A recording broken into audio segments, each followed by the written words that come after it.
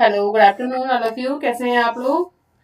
चलिए स्टार्ट करते हैं। अध्याय 6 में हमने पढ़ा था नए प्रश्न और नए विचार। इसमें से हमने कुछ पॉइंट्स को पढ़ लिया था पार्ट 1 में।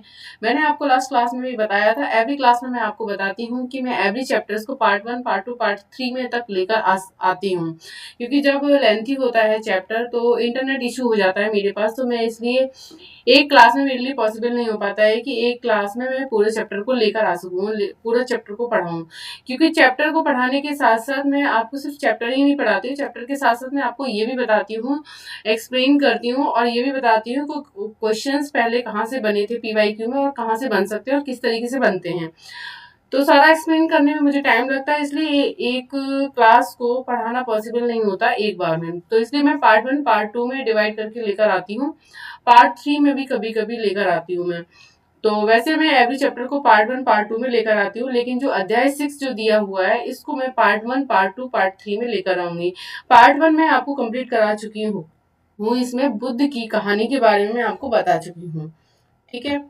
तो अब हम आज जो हम पढ़ेंगे, बुद्ध की कहानी भी कंप्लीट कर चुकी थी मैं आपको लास्ट क्लास में, और उपनिषद के बारे में मैं आपको पढ़ा चुकी थी। किसके बारे में? उपनिषद के बारे में, राइट। और इसके बाद हम जो स्टार्ट करने जा रहे हैं पार्ट 2 में, जो हम बताएं, आज हम पढ़ेंगे जैन धर्म के बारे में।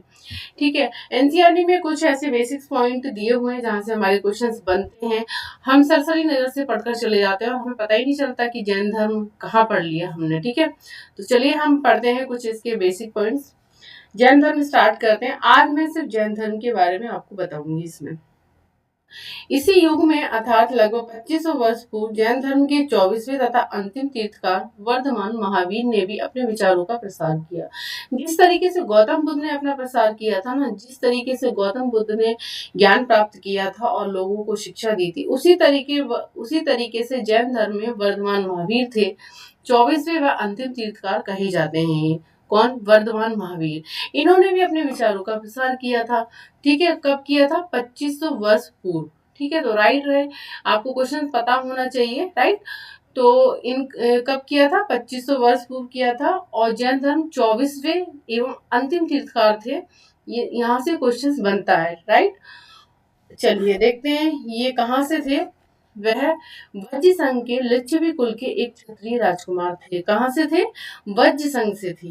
वज्र, वज्र का मतलब क्या है? यहाँ पर जो वज्र दे रखा है, मैंने आपको लास्ट क्लास में पढ़ाया था कि जो वज्र है ये जनपद है। 16 जनपद के बारे में मैंने आपको बताया था, 16 जनपद हुए, है ना। लास्ट क्लास में मैंने आपको बताया था, तो उसमें से एक वज्र है।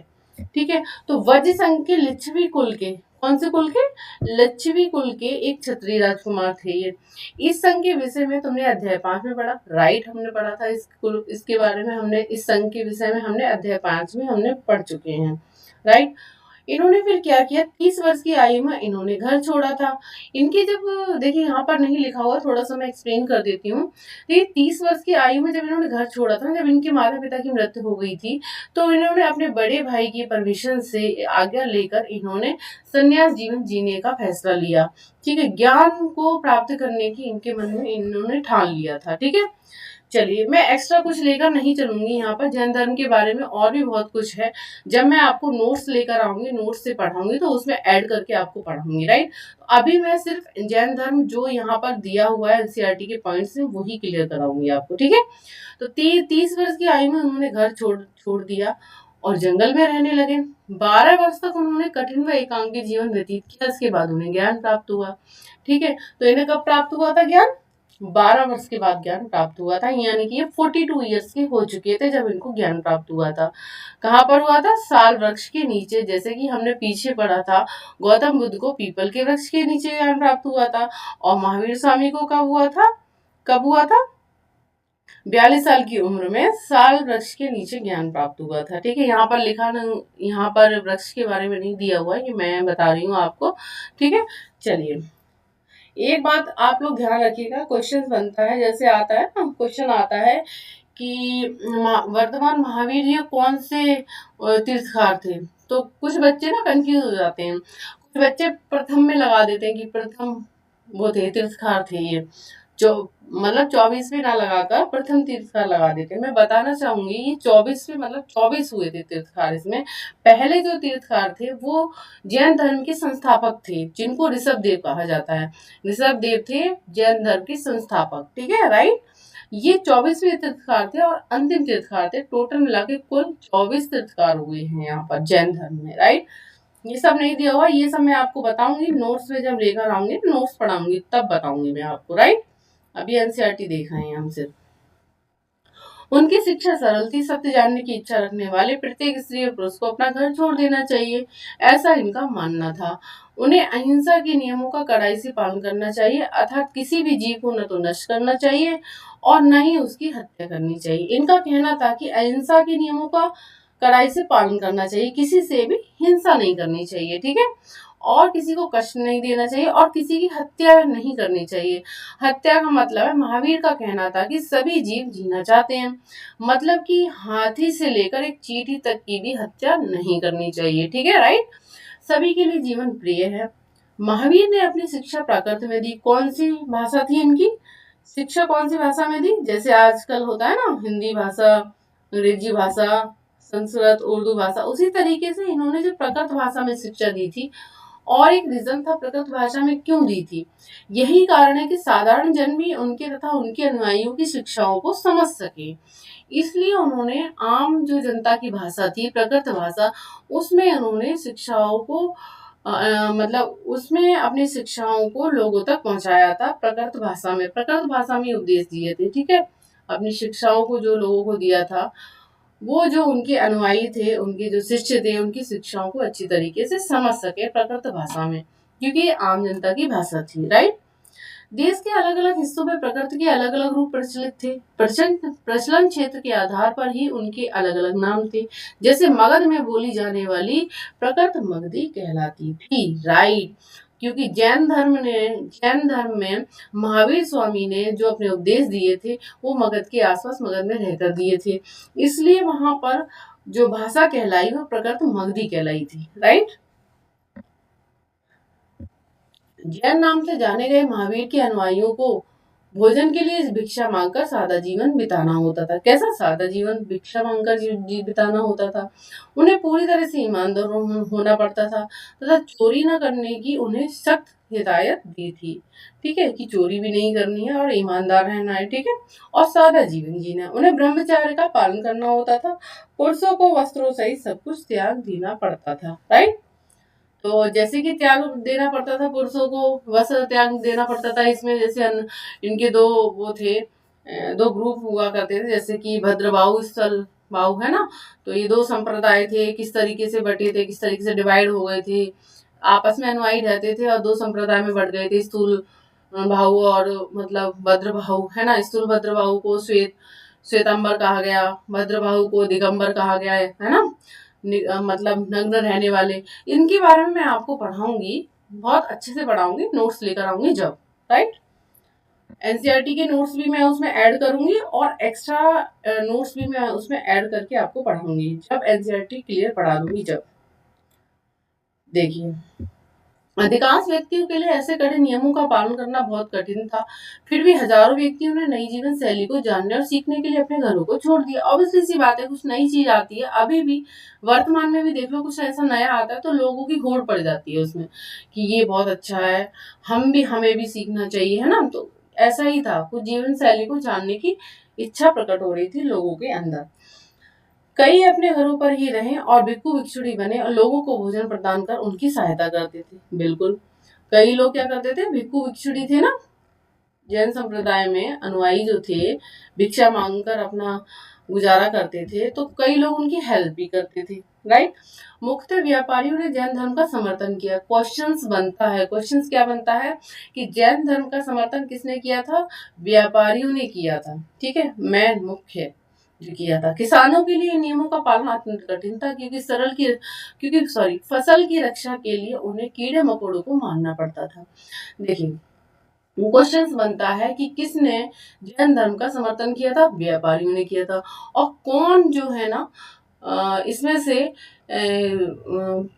नियमों का पालन नहीं कर सके थे, है ना, फसल की रक्षा के लिए उन्हें कीड़े मकोड़े को मारना पड़ता था, वो थे किसान।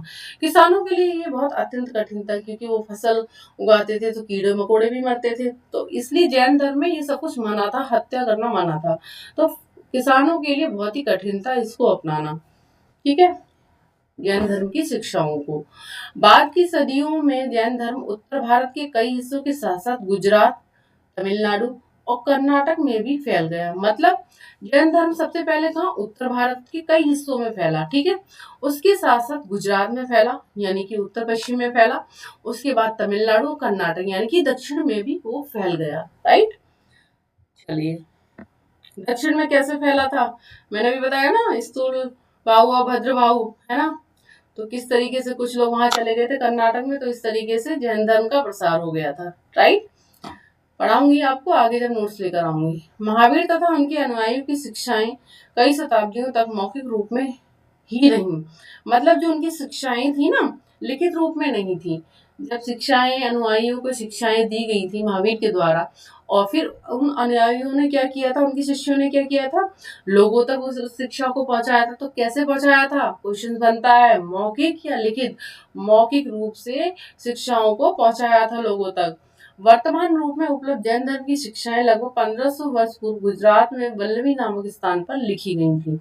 राइट, तो वर्तमान में 1500 साल पहले, आज से 1500 साल वर्ष पूर्व गुजरात में वल्लभी नामक स्थान पर इनकी शिक्षाओं को लिखना शुरू हुआ था। ठीक है, इनकी शिक्षाओं को लिखा गया था। राइट, तो इस तरीके से जैसे वल्लभी नामक ने, मुझे याद आया, इनकी जो द्वितीय जैन संगीति जो हुई थी ना, वो गुजरात के वल्लभी नामक स्थान पर ही हुई थी।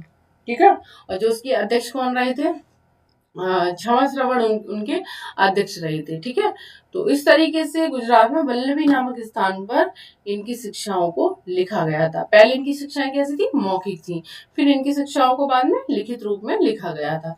देखिए यहाँ पर ये दिया हुआ है शब्द जैन। जैन शब्द जिन शब्द से निकला है, जिसका अर्थ होता है विजेता।